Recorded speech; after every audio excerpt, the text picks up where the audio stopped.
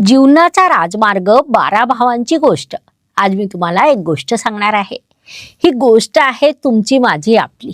एकदा काय झालं, एक आत्मा पृथ्वीवर जन्म घ्यायला निघाला. थोडासा घाबरलेला होता, थोडासा उत्सुक आणि खूप प्रश्नांनी भरलेला. तेव्हा भगवान श्रीकृष्ण त्याच्या समोर प्रकट झाले. कृष्ण हसत म्हणाले, या जन्मात तुला एक पूर्ण प्रवास करायचा आहे. हा प्रवास सरळ नाही, तो 12 टप्प्यांचा आहे.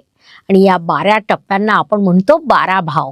लग्न भावात प्रश्न होता, मी कोण?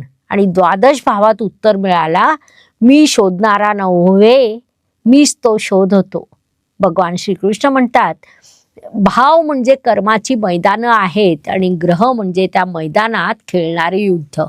12 भाव म्हणजे आयुष्याचे 12 टप्पे आहेत, ज्यात आत्मा अनुभव घेत हळूहळू स्वतःकडे परत येतो.